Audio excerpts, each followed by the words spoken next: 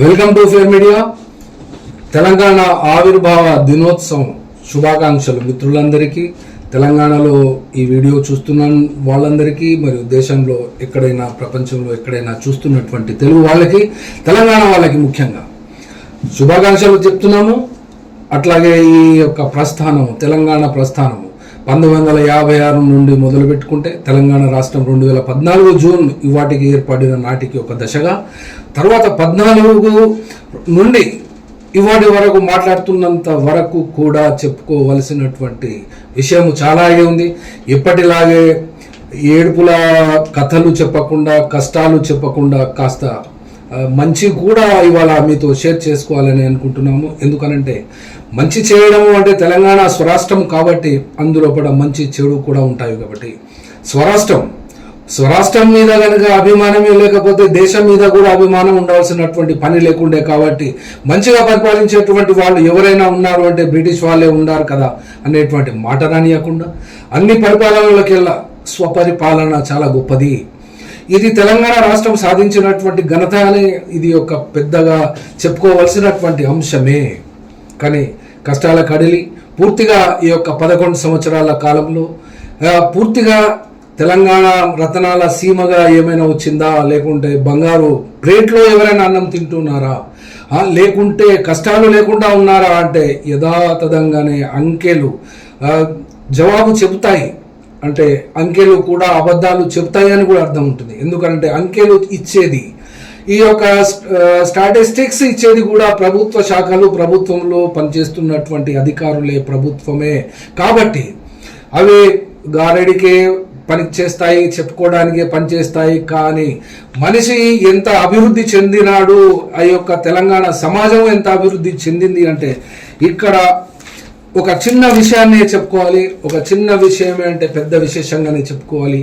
తెలంగాణ రాష్ట్రము అవిభక్త దశలో అనగా తెలంగాణ తెలుగు భాష ప్రయుక్త రాష్ట్రాలు 56 నుండి ఏర్పడ్డప్పటి నుండి తెలంగాణ ఏర్పడేంత వరకు కూడా ఇందులో కూడా ప్రధానమైనటువంటి ఒక దశను ఇక్కడ చూడవలసి వస్తున్నది. 1980 నుండి 2000 సంవత్సరం వరకు లెక్క వేసుకున్నా, లేదా 2014 వరకు లెక్క వేసుకున్నా, ఇది తెలంగాణలో జరిగినటువంటి సాయుధ పోరాటాల ఫలితంగా తెలంగాణ రాష్ట్రంలో ఉన్నటువంటి భూస్వాములు పెత్తందారుల యొక్క దోపిడీ మరియు ఆ యొక్క కార్మికుల మీద అనగా రైతు కూలీల మీద, ఆ ఊర్లలో పనిచేసేటువంటి ప్రజల మీద భూస్వాములు వాళ్ళు అనుసరించినటువంటి దమనకాండకు వ్యతిరేకంగా అప్పటి పార్టీ అయితేనేమి, ఇప్పుడున్నటువంటి పార్టీ గురించి కూడా తెలంగాణ రాష్ట్రం కన్నీళ్లు పెడుతూనే ఉంది. అప్పుడున్నప్పటి పార్టీ కూడా అదే కన్నీళ్లు పెట్టి తిరుగుబాటు చేస్తేనే ఆ యొక్క ఊర్లలో ఉన్నటువంటి దొరస్వాములు, దొరసానులు మరియు యొక్క దొరల దగ్గర పనిచేసినటువంటి తావేదారులు, గుండాలు, రౌడీలు మరియు వాళ్ళ నుండి రూపాంతరం చెంది పట్టణాలకు పారిపోయి భూములన్నీ పడావు పడి ఉన్నటువంటి దశ నుంచి కొనసాగినటువంటి ఈ యొక్క తెలంగాణ ప్రస్థానం. తెలంగాణ వచ్చిన తరువాత మళ్ళీ వాళ్ళందరూ బ్యాక్ టు విలేజెస్ గానే వెళ్ళారు. ఇదివరకు గతంలో back to villages, go to villages అనేటువంటి నినాదం ఆధారంగా పట్టణంలో చదువుకున్నటువంటి యువకులు, స్టూడెంట్స్ అందరూ కూడా పట్టణ ప్రాంతాల నుండి పల్లెలకు పోయి పల్లెలలో చైతన్యాన్ని రగిలిస్తే జరిగినటువంటి ఆ యొక్క తెలంగాణ సాయుధ పోరాటము, భూస్వామ్య వ్యతిరేక పోరాటము కూడా ఇక్కడ చెప్పుకోదగ్గ అంశమే. కాబట్టి ఈ యొక్క భూమి ప్రధానమైనటువంటి అంశంగా తెలంగాణ ఉద్యమము లేవదీసిన, లేక ఉంటే 1967 నుండి నడిచినటువంటి తెలంగాణ ఉద్యమము, ఆ యొక్క ఉద్యమాన్ని నీరుగార్చినటువంటి వాళ్ళు ముఖ్యమంత్రులైన తర్వాత కూడా ఇక్కడ కూడా అదే విధంగా రెండవసారి కూడా వచ్చినటువంటి తెలంగాణ ఉద్యమానికి ఆ యొక్క తెలంగాణ విషయాన్ని లేవదీసినటువంటి పార్టీ అయినటువంటి వాళ్ళ పేరు ఖచ్చితంగా చెప్పవలసి వస్తుంది. ఎందుకంటే 29వ రాష్ట్రంగా ఏర్పడినటువంటి తెలంగాణ చెప్పడము అంటే కేసీఆర్ లేకుండా ఆ మాట చెప్పడానికి వీల్లేదు. ఈ యొక్క కేసీఆర్ అంటే ఆ కుటుంబానికి, కేసీఆర్కు వారసులు. ఇవాళ వారసుల పంచాయతీలో, వారసత్వ పంచాయతీలో, ఆస్తి పంపకాలలో, రాజకీయ వాటాల్లో కూడా పంచాయతీలు ఉండవచ్చు. కానీ ఆ దశలో టీఆర్ఎస్ పార్టీ పెట్టినప్పుడు కేసీఆర్ చెప్పినటువంటి మాటల ఆధారంగా చెప్పినటువంటి ఆ యొక్క నినాదాలు, ఆ యొక్క ప్రజలకు ఇచ్చినటువంటి వాగ్దానాలను అన్నిటినీ చూస్తే అధికారంలోకి వచ్చిన తర్వాత పరిపాలించినటువంటి స్కీమ్స్ అన్ని కూడా ఏ రకంగా విఫలమైనాయి అని చెప్పాలి అనుకుంటే అసలు ఒక మౌలికమైన ప్రశ్న వేసుకోవాలి. అదేమిటంటే ఒక్క స్కీమ్ అయినా ఖచ్చితంగా 100% ఇంప్లిమెంట్ అయ్యిందా? ఒక్కటి చూపెట్టండి. ఒక్క స్కీమ్ అయినా చూపెట్టగలిగితే అది బాగుంటుంది. కాకపోతే హరితహారం విషయాన్ని మాత్రం మర్చిపోవడానికి వీల్లేదు. ఈ యొక్క క్రెడిట్ అంతా కూడా ఆ కేసీఆర్ ప్రభుత్వానికి, ప్రభుత్వంలో పనిచేసినటువంటి వాళ్ళకే పోతుంది. అది పోతుంది అంటే అదేదో గొప్పగా వాళ్ళకు ఉన్నటువంటి ఆస్తులను అమ్మి లేదా వాళ్ళకు ఉన్నటువంటి విషయాలను త్యాగము చేసినటువంటిది కాదు. ఇక్కడ చెప్పుకోవాల్సింది పని చేయడం మూలాన ప్రభుత్వంలో ఉన్నటువంటి పని చేసేటువంటి వాళ్ళు, గతంలో ఉన్నటువంటి నిజాము నవాబుల స్థానంలో ఉన్నటువంటి వాళ్ళు పనిచేసిన, భూస్వామ్య కాలంలో లేదా న్యూ ఫ్యూడల్ స్టేట్స్గా ఉన్నటువంటి భారతదేశంలో పనిచేసిన బ్రిటిష్ వాళ్ళు మధ్యలో వచ్చి పనిచేసిన బ్రిటిష్ వాళ్ళ కాలంలో కూడా అభివృద్ధి జరుగుతుంది. అట్లాగే ఏ రాజు పరిపాలించినా కూడా కాలానుగుణంగా మార్పులు చోటు చేసుకుంటాయి సమాజంలో. అట్లాగే మనుషులు కూడా మారుతుంటారు. అభివృద్ధి నిత్య గమనము యొక్క సమాజము యొక్క చట్రము, సమాజము యొక్క దాని స్థితి, దాని యొక్క స్వభావం, ఆ స్వభావము అది నిరంతరము అభివృద్ధి చెందుతూ ఉంటుంది. దానికి అడ్డు కట్ట వేయడం ఎవరి వల్ల కాదు, ఎవరికి సాధ్యం కాదు. కాకపోతే ఇక్కడ చెప్పుకోవాల్సినటువంటి పాజిటివ్ అంశాలే కనుక ఫస్ట్ తీసుకుందాం. ఈ నెగటివ్ అంశాల గురించి మాట్లాడడం ఎప్పటికైతే ఈ ఫెయిర్ మీడియాకి ఇది అలవాటే అని అనుకోవచ్చు. కానీ ఇక్కడ పాజిటివ్ అంశాలను కూడా తెలంగాణ ఏర్పడ్డ తర్వాత ఇప్పటి వరకు కూడా చెప్పుకోదగింది. తెలంగాణ భాషను ఏ రకంగా అయితే ఆంధ్ర వాళ్ళు తమ సినిమాలలో విలన్లు గాను, జోకర్లు గాను, బఫూర్లు గాను పెట్టేటువంటి ఆ సంస్కృతి మొట్టమొదటిగా మనము జయించుకున్నాము. కాబట్టి తెలంగాణ రాష్ట్రంలో ఉన్నటువంటి చిన్న పిల్లలు సైతం 2 సంవత్సరాల పాప కూడా ఆ జై తెలంగాణ అని చెప్పినటువంటి రోజుల్ని మర్చిపోలేదు. అలాగే కుటుంబ సభ్యులందరూ కూడా మాస్గా రోడ్ల మీదకి వచ్చినటువంటి విషయాన్ని కూడా ఇక్కడ మర్చిపోకుండా తెలంగాణ సాధనలో ప్రతి ఒక్క జీవి, ఆ కాలంలో బ్రతికున్నటువంటి వాళ్ళు, ఇవాళ కూడా బ్రతికున్నటువంటి వాళ్ళందరి భాగస్వామ్యము వలననే కేసీఆర్ యొక్క విజయ సాధనే కానీ, కేంద్రంలో ఉన్నటువంటి కాంగ్రెస్ పార్టీ సోనియా గాంధీ ఇచ్చింది అనుకుని చెప్పినా, చిదంబరం దీని యొక్క మూవ్మెంట్ను కదిలించినా, లేకుంటే బీజేపీ ఆపోజిషన్ పార్టీలో సుష్మా స్వరాజ్ లాంటి వాళ్ళు సోషలిస్టులు, వాళ్ళు బీజేపీ గురించి చెప్పాలంటే అందులో పడ సోషలిస్ట్ ఫేస్ కలిగి ఉన్నటువంటి సుష్మా స్వరాజ్ దానికి సమర్థన ఇచ్చినందువలన కూడా ఇక్కడ చెప్పుకోవడం సాధ్యమైంది. ఒక విషయాన్ని, ఒక లక్ష్యాన్ని సాధించాలంటే అందులో పట ఎంత మంది కలిసి పనిచేస్తే అది సాధ్యమవుతుందో ఈ తెలంగాణ రాష్ట్రమే దానికి నిదర్శనంగా ఇక్కడ మనకు కనబడుచున్నది. మొట్టమొదటిదైతే స్వపరిపాలన విషయంలో దుర్మార్గులైన స్వయంగా పరిపాలిస్తున్నారు అంటే ఆ పరిపాలించినటువంటి వాళ్ళ దౌర్భాగ్యమే కానీ ఆ యొక్క ప్రాంతానికి సంబంధించినటువంటి పరిపాలన ఎప్పుడూ అభివృద్ధికరమైనదే. కాబట్టి ఇక్కడ స్వపరిపాలన లక్ష్యాన్ని సంపూర్ణంగా జయించడం జరిగింది ఉమ్మడి ప్రయత్నము ద్వారా, ఉమ్మడిగా అందరూ కలిసి చేసినటువంటి ప్రయత్నం ద్వారా.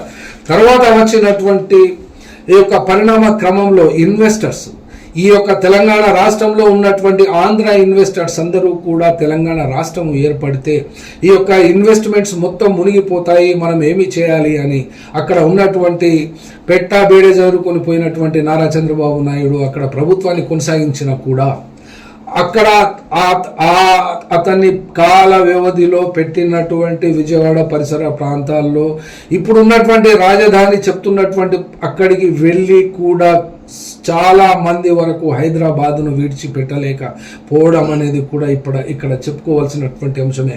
కానీ పూర్తి స్థాయిలో రాజధానిని అక్కడ విజయవాడలో ఉన్నటువంటి ఏరియాలో పూర్తి స్థాయిలో దాన్ని అభివృద్ధి పరచకపోవడం వలననే ఆంధ్రప్రదేశ్లో అభివృద్ధి ఏ రకంగా జరిగినప్పటికీ కూడా వాళ్ళ స్వరాష్ట్రం గురించి మనం మాట్లాడాల్సినటువంటి అంశం కాదు ఇది.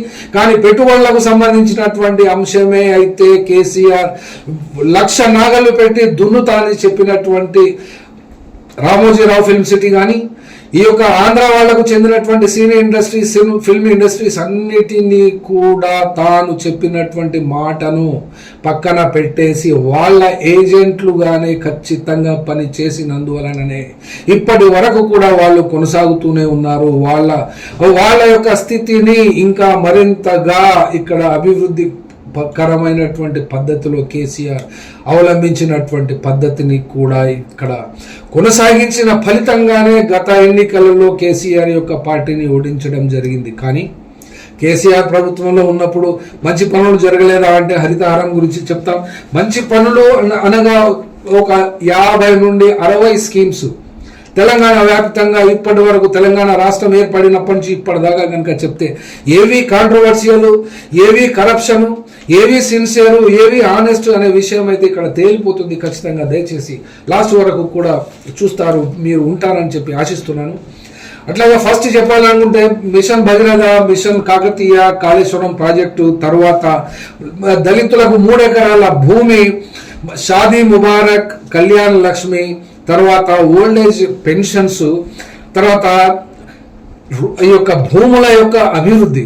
ఈ భూముల యొక్క అభివృద్ధిని చేసుకోవాలి అని అనుకుంటే నీళ్లు తీసుకొచ్చో లేకుంటే కెనాల్స్ ఏర్పాటు చేసో కాదు, కానీ ఔటర్ రింగ్ రోడ్స్ పోసి వాటిని ప్లాన్లుగా తయారు చేసి ఆ యొక్క రోడ్లు పోసిన తరువాత ఆ యొక్క రైతుల భూముల యొక్క రిజిస్ట్రేషన్ వాల్యూస్ను పెంచడం మూలాన ఇవాళ కనీసం సగటున కూడా ఒక మనిషి ఆ యొక్క భూములను, ఒక ఇంటి స్థలాన్ని కూడా కొనలేని దుస్థితికి ఇవాళ తెలంగాణలో ఉన్నటువంటి యావత్తు భూములన్నీ కూడా పెరిగిపోయినవి రేట్లు. కాబట్టి ఆ రకంగా కూడా చెప్పుకోవాల్సినటువంటి విషయం వస్తుంది. ఆ విషయాన్ని మార్కెట్ వాల్యూస్ రిజిస్ట్రేషన్ ఆఫీసర్ల ద్వారా ఇది పెంచడం జరిగింది.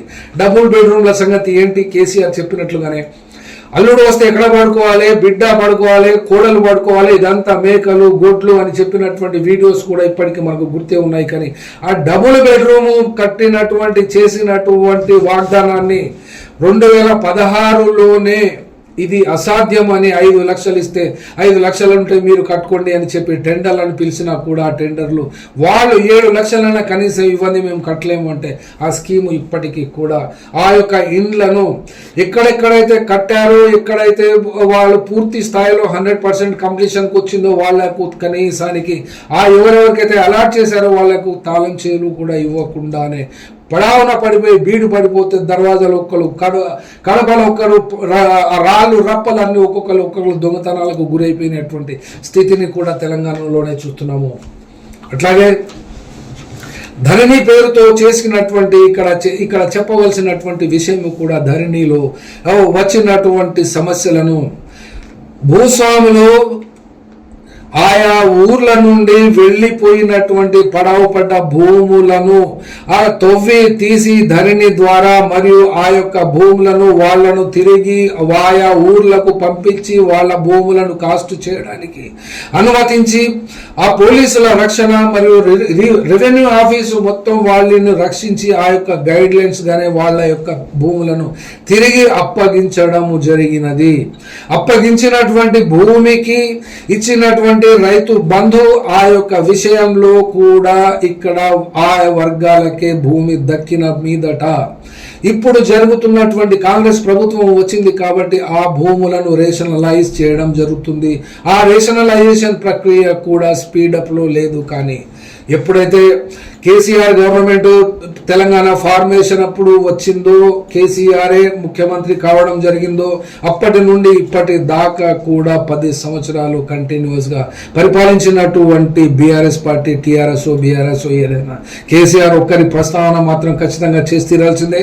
ఎందుకనంటే పార్టీ పెట్టినప్పుడు చెప్పినటువంటి మాటలకు అప్పుడు ఉన్నటువంటి ఇప్పుడున్నటువంటి కుటుంబ సభ్యులు అప్పుడు ఎప్పుడూ ఎక్కడ కనబడలేదు. రాళ్లతో కొట్టి చంపండి, నన్ను ఉరి తీయండి, మోసము చేస్తే అని చెప్పినటువంటి మాటలే కానీ, మీకు కుక్కగా ఉంటానని చెప్పినటువంటి మాటలే కానీ చెప్పుకుంటే అధికారం వచ్చిన తర్వాత ఏ రకంగా దాటితీసింది, ఏ రకంగా ఆ యొక్క పరిణామము తాము ఆస్తులకు సంపాదించుకొని ఏ రకంగానైతే గ్రామాలను బీడు పడ్డట్టు పడవ పడ్డట్టు వేసిపోయారో ఇప్పటికీ కూడా ఆ యొక్క భూములను మళ్ళీ వాళ్ళే సొంతము చేసుకొని నయా భూస్వాములను ఆ స్వంతం చేసుకున్నటువంటి భూముల ద్వారా ఇంతకాలము పట్టణాలలో ఉన్నటువంటి వాళ్ళే ఇక్కడ మతోన్మాద శక్తులు గాను మరియు ఈ యొక్క అప్పుడు ఉన్నటువంటి కమ్యూనిస్టు పార్టీ అయినటువంటి ఇప్పుడున్నటువంటి మావోయిస్టు పార్టీకి వ్యతిరేకంగా నిలబడి అధికారంలోకి వచ్చి ఇప్పటి వరకు కూడా వాళ్ళను అణిచివేతనే అమలు చేస్తున్నటువంటి క్రమములో కూడా కేసీఆర్ ప్రభుత్వము 2-3 ఎన్కౌంటర్లకు పాల్పడింది. వచ్చినటువంటి నిరసనను దృష్టిలో పెట్టుకొని తెలంగాణ రాష్ట్రంలో అలాంటి ఎన్కౌంటర్స్ ను జరగనీయకుండా చుట్టుపక్కల ఉన్నటువంటి రాష్ట్రాలకు పోయి తెలంగాణ పోలీసులు ఎన్కౌంటర్లు చేసినటువంటి దుస్థితినే అనగా గతంలో కాంగ్రెస్ పార్టీ ఉన్నప్పుడు వైఎస్ రాజశేఖర రెడ్డి చర్చలకు కానీ అంతకుముందు నారా చంద్రబాబు నాయుడు ముఖ్యమంత్రిగా ఉన్నప్పుడు కానీ లేకుంటే ఎన్టీ రామారావు ముఖ్యమంత్రిగా తెలుగుదేశం పార్టీని స్థాపించి వచ్చినప్పుడు కానీ అంతకు ముందు ఉన్నప్పుడు ఉన్నటువంటి చెన్నారెడ్డి కానీ బ్రహ్మానందరెడ్డి కానీ వెంగళరావు కానీ ఆ తర్వాత వచ్చినటువంటి భవనం వెంకటరామ్ కానీ కోట్ల విజయభాస్కర్ రెడ్డి కానీ ఇంకా ఎంతమంది ముఖ్యమంత్రుల లిస్టులు చూసుకున్నా కూడా ఈ యొక్క పరిపాలనలో ఈ యొక్క తెలంగాణ రాష్ట్రము వాటికి ఇవాళ చెప్పుకుంటున్నాము. కాబట్టి ఆవిర్భవించిన రోజు ఒకటైనప్పుడు 11 సంవత్సరాలు ఆవిర్భవించిన రోజు నుంచి ఇవాటి వరకు లెక్కిస్తే ఇది 11వ సంవత్సరంగా చెప్పుకోవాలి. కానీ దీన్ని 12వ ఆవిర్భావ దినోత్సవంగా దీన్ని మనం ఖచ్చితంగానే పాటిస్తున్నాం. కాబట్టి ఇందులో పట ఉన్నటువంటి క్లారిటీతోనే చెప్తున్నాము. కాబట్టి ఇంకా మిగిలినటువంటి విషయాలకే కనుక వస్తే ఎంప్లాయ్మెంట్ ఏది, నిధులు, నియామకాలు, నీళ్లు, ఈ విషయానికే వస్తే నీళ్లు ఏమనైతే చెప్పినారో మిషన్ భగీరథ, మిషన్ కాకతీయ, అందులో పట డీసిల్టేషన్, ఆ యొక్క బండ్స్ యొక్క నిర్మాణము, అవన్నిటినీ కూడా లెక్కేసుకుంటే ఇప్పుడు ఇక్కడ ఈ యొక్క భూమే ప్రధానమైనది. కాబట్టి ఈ యొక్క భూమి మీదనే తెలంగాణ స్టేట్ యొక్క బడ్జెట్ తయారవుతుంది. ఈ యొక్క స్టేట్ బడ్జెట్ తయారీలో ఏ రంగము ఎంత మేరకు కృషి చేస్తుంది, ఎంత మేరకు కాంట్రిబ్యూషన్ ఉంది అనే విషయాన్ని కూడా ఇక్కడ ఒక్కసారి 2013, 2014 లెక్కల గురించి కూడా తీసుకోవాల్సి వస్తున్నది. కాంట్రిబ్యూషన్ దేనిది, అగ్రికల్చర్ కాంట్రిబ్యూషన్ ఎంత తెలంగాణ బడ్జెట్లో అంటే 20.6% మాత్రమే. అట్లాగే ఇండస్ట్రియల్ సెక్టార్ యొక్క కాంట్రిబ్యూషన్ తెలంగాణ బడ్జెట్లో ఎంత ఉంటుంది అనగా ఈ యొక్క జీడిపి విషయం అన్నమాట. జీడిపి విషయం ద్వారా జీడిపిలో వచ్చేటువంటి కాంట్రిబ్యూషన్, బడ్జెట్ సంగతి ఇందుకు సంబంధం ఉండదు.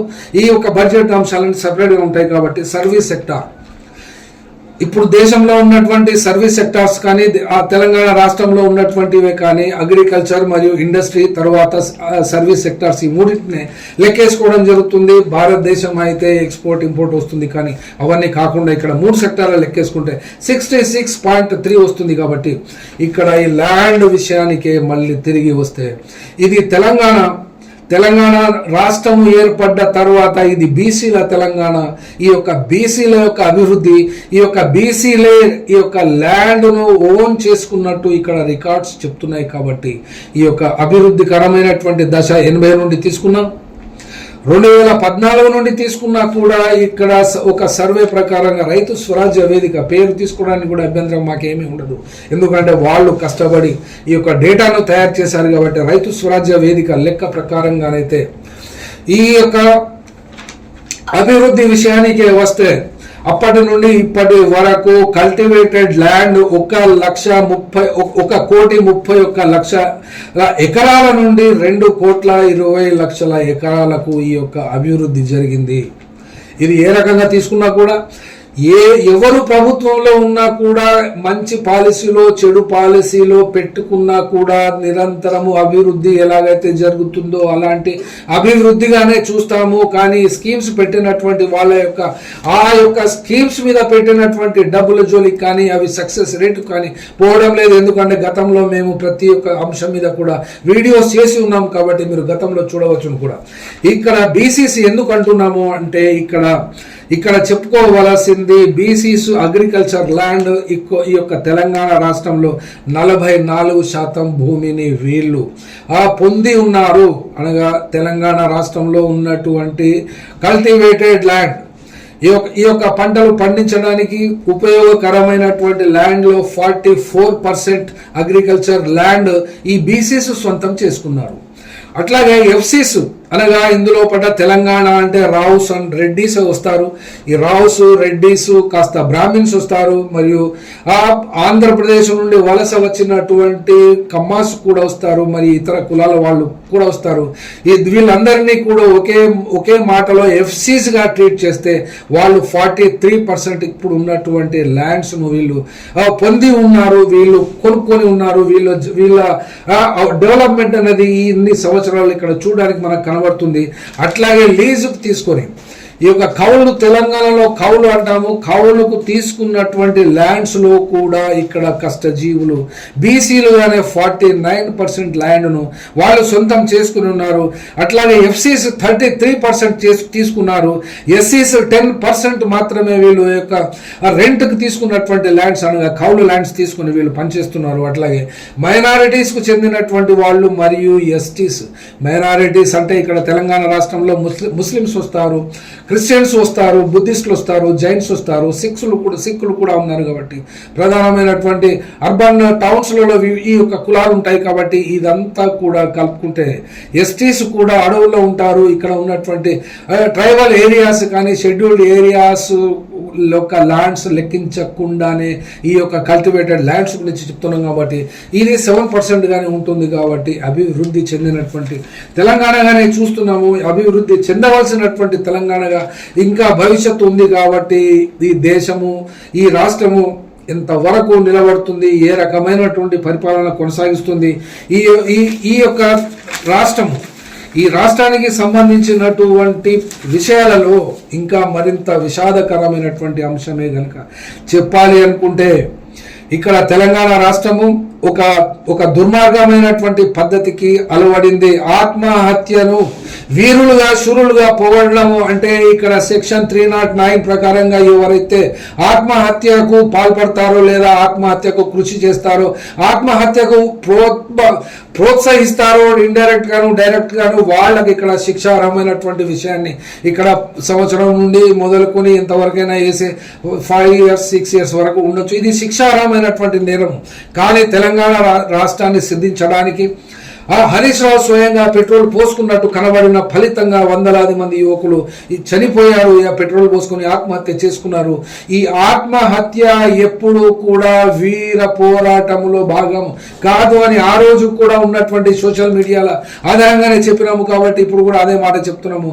ఆత్మహత్య చేసుకున్న వాళ్ళు ఎప్పుడు కూడా వాళ్ళను విరోచితమైనటువంటి హీరోలుగాను, వాళ్ళను హీరోయిజానికి మారు పేరుగా వాళ్ళను ఐకాన్లుగా చెప్పడానికి వీలు లేదు అనేటువంటి భావంతో ఆ రోజు ఉన్నాం, ఈ రోజు ఉన్నాం. కాబట్టి వాళ్ళందరినీ ప్రోత్సహించినటువంటి ఈ యొక్క దుర్మార్గమైనటువంటి ఈ యొక్క పోకడను ప్రవేశపెట్టినటువంటి తెలంగాణ సమాజమే, ప్రత్యేక తెలంగాణ ఉద్యమంలో ఈ యొక్క ఆత్మహత్యల పోకడలు కూడా ఇది సరైనది కాదు. కాబట్టి మరి తెలంగాణ వచ్చిన తర్వాత అనుసరించినటువంటి పార్టీలో ఎలాంటిది అంటే, ఎంత మంచి భోజనము నువ్వు పెడుతున్నావు అనే పద్ధతి కాదు, నువ్వు ఎంత మంచిగా ట్రీట్ చేస్తున్నావు అనేటువంటి విషయమే ప్రధానము. మనిషి ఎప్పుడు తన స్వభావరీత్యా ఒక ప్రాంతానికి, ఒక ప్రదేశానికి, ఒక వ్యక్తిత్వానికి, ఒక దానికి కట్టుబడి ఉండడు. ఇది నిరంతరం మార్పుకు గురవుతూ ఉంటుంది. కాబట్టి ఒక మనిషికి ఇవ్వవలసినటువంటి స్వేచ్ఛను, సంఘాలకు ఇవ్వవలసినటువంటి స్వేచ్ఛను, వాక్ స్వాతంత్రానికి ఇవ్వవలసినటువంటి పూర్తి అధికారాలను తెలంగాణలో పరిపాలించినటువంటి 10 సంవత్సరాల బీఆర్ఎస్ ప్రభుత్వం కూడా ఇవ్వలేదు. కాబట్టి ఇందులో పట్ల కూడా దోషిగానే కేసీఆర్ యొక్క ప్రభుత్వాన్ని ఖచ్చితంగా తప్పుపట్టాల్సినటువంటి అవసరమే ఉంది. కాబట్టి అన్ఎంప్లాయ్మెంట్ రేటు అప్పటికి ఇప్పటికి తేడా ఏంటి? ఏ రకంగా చూసినా కూడా 5.1 ఇప్పుడు కూడా తెలంగాణలో అన్ఎంప్లాయ్మెంట్ రేట్ ఉండనే ఉంది. ఈ యొక్క మల్టీ పావర్టీ డైమెన్షనల్ రేట్ కనుక చూసినట్లయితే ఇక్కడ 3.76. ఈ అంకెలు నమ్మదగినవి కావు, అంకెలు కూడా అబద్ధాలే ఉంటవి. కానీ మనుషులను చూస్తే ఇక్కడ తెలిసిపోతుంది. లేబర్ ఫోర్స్ కానీ MNREGA, Mahatma Gandhi national rural employment scheme implement చేసినా కూడా అందులో కూడా పైగా వాళ్ళ యొక్క లేబర్ను కూడా ఇందులోకి డిలీట్ చేసినట్టుగా కూడా ఇక్కడ ఇంతకుముందు చెప్పినట్టుగానే ఇక్కడ మనకు వార్తలు ఉన్నవి. కాబట్టి ఈ యొక్క లేబర్ ఫోర్స్ పెరుగుతూనే ఉంది. అట్లాగే ఇక్కడ చేస్తున్నటువంటి తెలంగాణ అభివృద్ధి అనేది, ఈ యొక్క అభివృద్ధిని తీసుకున్నది కూడా అంతగా ఆమోదించవలసిన ఆమోదయోగ్యమైనటువంటి అంశాలే కాకుండా సారా మీద ఆధారపడినటువంటి సారా ఇన్కమ్ మీద ఆధారపడినటువంటి స్వేచ్ఛ ఇవ్వకుండా పరిపాలించినటువంటి ఈ యొక్క తెలంగాణనే చూస్తున్నాము. కాబట్టి వచ్చేటువంటి రోజులలో తెలంగాణను సామాజిక తెలంగాణ కానీ ప్రజాస్వామిక తెలంగాణ కానీ లేకుంటే ఇంకేమైనా సంతోషదాయకమైనటువంటి తెలంగాణ కానీ స్వేచ్ఛాయుత వాతావరణంలో ఉండగలిగినటువంటి తెలంగాణ కానీ ఒక్క విషయంలో చెప్పాలనుకుంటే పోలీసు తెలంగాణ ఫ్రెండ్లీ పోలీస్ అనబడేటువంటి విషయాన్ని కూడా ఇక్కడ పోలీసు ట్రీట్మెంట్ చేస్తూనే ఉన్నారు. పోలీసు ట్రీట్మెంట్ ఏ రకంగా ఉన్నప్పటికీ కూడా వాళ్ళ దగ్గర వాళ్ళకు ఉండవలసినటువంటి పద్ధతులను ఇప్పటికీ కూడా కొన్ని ప్రాంతాలలో మరవడం లేదు, మర్చిపోయి కూడా పనిచేస్తూనే ఉన్నారు. కాబట్టి ఈ శాఖ ద్వారానే మంత్రులు మరియు ఒక పరిపాలనా విధానము ఆధారపడి పని చేసుకోవాలి, ప్రభుత్వాన్ని నడిపియాలి అనుకుంటే మళ్ళీ తెలంగాణకు కష్టాలే కన్నీళ్ళే. కాబట్టి ఇక్కడ ఎంతమంది సుఖంగా ఉండి ఏమి తింటున్నారు అనబడేటువంటి విషయము కాదు. ఇక్కడ ఎంతమంది స్వేచ్ఛగా మీటింగ్లు పెట్టుకుంటున్నారు, ఎంతమంది బహిరంగంగా తమ యొక్క భావాలను వ్యక్తపరుస్తున్నారు, ఏ జిల్లాలలో ఎక్కడెక్కడ స్వతంత్రంగా మాట్లాడగలిగేటువంటి హక్కును ఈ రాజ్యాంగం ప్రసాదించినటువంటి ప్రాథమిక హక్కులను అమలు పరుస్తున్నారు అనబడేటువంటిది ఒక్క విషయమే ఇక్కడ గీటుడైగా తీసుకోవాలి. కానీ ఇచ్చేటువంటి సన్న బియ్యము రూపాయి కిలో ఇస్తున్నాము కాబట్టి, షాదీ ముబారక్ ఇస్తున్నాము కాబట్టి, ఆరోగ్యశ్రీ ఇస్తున్నాము కాబట్టి, మరి ఇవన్నీ ఇచ్చి ఓటు విషయం ఎందుకు తీసుకుంటున్నారు అని ఖచ్చితంగానే చెప్పాల్సి వస్తున్నది. ఈ యొక్క ఓటు తీసుకోవడంలోనే ఈ యొక్క మీరు పెడుతున్నటువంటి పెట్టుబడులు మళ్ళీ మీరు అధికారంలోకి వచ్చిన తర్వాత ఆ యొక్క అధికారంలో ఉన్నటువంటి డబ్బులను మళ్ళీ కరప్షన్కు పాల్పడి మీకు పెట్టినటువంటి పెట్టుబడికి 10 రెట్లు 100 రెట్లు 1000 రెట్లు మీరు సంపాదించి మీకు మిత్రులుగా ఉన్నటువంటి వాళ్ళు మీకు ఎన్నికలలో పెట్టుబడి పెట్టినటువంటి వాళ్ళకందరికీ కూడా లాభదాయకమైనటువంటి కాంట్రాక్టులు ఇస్తూ అందులోపట కూడా పర్సెంటేజీలకు పెంచి చిట్ట చివరికి 60% దాటినటువంటి దుస్థితిని కూడా ఇక్కడ చూస్తున్నాం. కాబట్టి ఇక్కడ ఇచ్చినటువంటి ప్రతి రూపాయి ప్రజలకు ఖర్చు పెట్టాలనుకుంటే ఆ ప్రజలకు చేరవలసినటువంటి పరిస్థితి కనుక చూస్తే అతని దగ్గరికి పోయేసరికి అది 15 పైసలు కూడా అది అందడం లేదు అనబడేటువంటి విషయాన్ని చూడాలి. తెలంగాణ రాష్ట్రానికి సంబంధించి మరొకటి చెప్పుకోవాల్సిన అంశమే 33 జిల్లాలుగా ఏర్పడినటువంటి తెలంగాణ రాష్ట్రం. ఒకప్పుడు కలెక్టర్ అంటే ఎంతో గౌరవప్రదమైనటువంటి ఉద్యోగంగా ఉండే, ఇప్పుడు కలెక్టర్ పరిధి ఒక ఎంఆర్ఓకు ఉన్నటువంటి పరిధి కంటే కడుహీనమైపోయింది. కాబట్టి కలెక్టర్కు ఉన్నటువంటి విలువ లేకుండా పోయినాయి. కేవలం గవర్నమెంట్ ఆఫ్ ఇండియా తరఫున, హోమ్ మినిస్టర్ తరఫున ఈ యొక్క సెంట్రల్ పోస్టులు ఐఏఎస్ ఐపీఎస్ సివిల్ సర్వెంట్స్ యొక్క పోస్టులు తీసుకుని వచ్చి వాళ్లను పెంచడం మూలాన ఈ యొక్క భూములను ఔటర్ రింగ్ రోడ్లు తీసి డెవలప్మెంట్ మోడల్స్ చేసి ఊడాల ద్వారా ఈ యొక్క ల్యాండ్స్ ను అభివృద్ధి చేసినంత మాత్రాన ప్రజలు ఏమి తింటున్నారు, ఎంత మిగులుతుంది, ఎంత మందికి ఇండ్లు ఉన్నవి, ఎంత మంది ఆరోగ్యకరమైనటువంటి స్థితిలో బ్రతుకుతున్నారు, ఇది ఖచ్చితంగా చూడకుండా ఏ అంకెలు చూపెడితే ఏ పద్ధతులు చూపెడితే ఒక్క విషయమే ఇక్కడ అర్థమవుతుంది. ఈ యొక్క దవాఖాన్ల పెరుగుదల సంఖ్య దేన్ని సూచిస్తుంది? ఈ యొక్క హాస్పిటల్స్ కు వేసేటువంటి బిల్స్, హాస్పిటల్స్ వాళ్ళు ఛార్జ్ చేసేటువంటి వాళ్ళ దుస్థితి, వాళ్ళ పరిస్థితి, డాక్టర్స్ ఏ రకంగా ప్రజలకి వెళ్ళే కదా పైసలు సంపాదించడానికి ధ్యేయంగా పెట్టుకున్నటువంటి విచ్చలవిడి హాస్పిటల్స్, విచ్చలవిడి డయాగ్నోస్టిక్ సెంటర్స్, విచ్చలవిడిగా ఈ యొక్క మందుల అమ్మకాలు, ఇది ఒక పెద్ద మాఫియా అయిపోయింది దేశంలోనే, రాష్ట్రంలోనే. ముఖ్యంగా తెలంగాణ రాష్ట్రంలో ఏ ఎమ్మెల్యే కానీ, ఏ మంత్రి కానీ, ఏ పార్టీ కానీ, కమ్యూనిస్టు పార్టీ నుండి మొదలు పెట్టుకుంటే టీఆర్ఎస్ కానీ, కాంగ్రెస్ పార్టీ కానీ వాళ్ళకు ఒక దవాఖానగా ఇదివరకు 30 ఏళ్ల కింద ఒక పెట్రోల్ పంప్ అయితే ఏ రకంగానైతే స్టేటస్ సింబల్ గా ఉండేదో ఇవాళ వాళ్ళకు ఒక మెడికల్ కాలేజ్ ఉండడమే వాళ్ళ యొక్క స్టేటస్ సింబల్ గా చూస్తున్నటువంటి పరిస్థితి వల్ల వీళ్ళు రాసేటువంటి మందులు జ్వరం వచ్చిందని పోతే ఎన్ని టెస్టులు చేస్తారు, ఎన్ని టెస్టులు చేస్తే ఒక 3,000 రూపాయలు ఖర్చు అయిన తర్వాత ఆ యొక్క జ్వరం అని తెలుస్తుంది. కాబట్టి ఇక్కడ మెడికల్ డిపార్ట్మెంట్ కు సంబంధించినటువంటి కంట్రోల్ కూడా ఫెయిల్యూరే. ఈ దవాఖాన్ల సంఖ్య చెప్తున్నది తెలంగాణ రాష్ట్రము జబ్బు పడిందా లేకుంటే జబ్బ చరిసేటువంటి రాష్ట్రమా ఇది ఎలాగా ఉండేది అనే విషయానికే వస్తే అటు పైన క్యాప్ పెట్టి కింద నుండి మంట పెడితే ఈ యొక్క కుక్కర్ యొక్క వాల్వ్ సేఫ్టీ వాల్వ్ ఎటు పోయింది ఎక్కడ ఉంది అని చూస్తే ఎక్కడ కనబడని దుస్థితికి తెలంగాణ రావడం మూలానే ఈ యొక్క తెలంగాణ తీసుకొచ్చినటువంటి కేసీఆర్ ప్రభుత్వము బ్లాస్ట్ కాకుండానే ఆ పార్టీని అధికారము నుండి తొలగించడం జరిగింది. కాబట్టి ఇక్కడ సేఫ్టీ వాల్వ్ లేకుండా పోయింది తెలంగాణ సమాజానికి.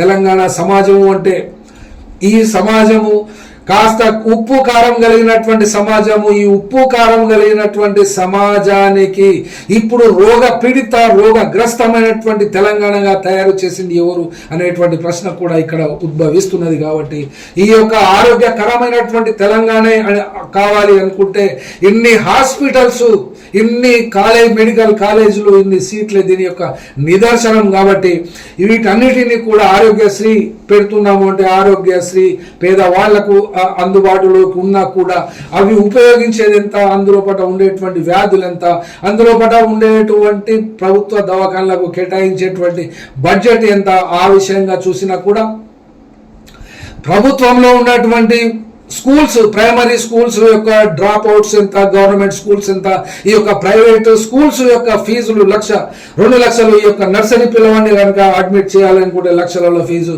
చేయవలసి వస్తున్నది. కాబట్టి ఈ లింక్ ఒక కుటుంబంలో ఉన్నటువంటి సభ్యులకు ఆరోగ్యంగా ఉండడానికి కావలసినటువంటి గ్యారంటీ లేనటువంటి తెలంగాణ సమాజాన్ని ఇవాళ చూస్తున్నాము. అట్లాగే పెళ్లి చేసుకుని నూతనంగా పిల్లలు పుట్టినటువంటి వాళ్లకు కూడా ఈ యొక్క హాస్పిటల్స్ బిల్లులు ఇవన్నిటినీ కూడా భరించేటువంటి శక్తి లేనటువంటి తెలంగాణను కూడా చూస్తున్నాము.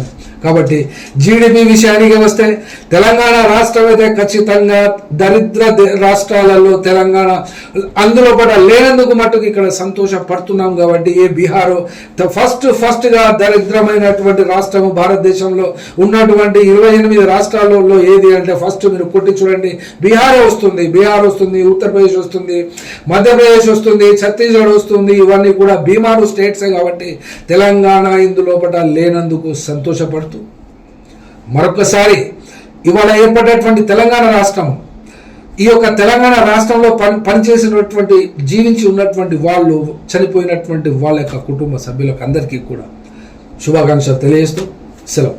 ఫెయిర్ మీడియాకు స్వాగతం. మా ఛానల్ను సబ్స్క్రైబ్ చేసుకోండి మరియు మా వీడియోలను చూడండి. ప్రతి అప్డేట్ల కోసం బెల్ ఐకాన్ను ఆన్ చేయండి. మేము నిజమైన మరియు ఫెయిర్ వార్తలు మరియు రాజకీయ అప్డేట్లను అందిస్తాము.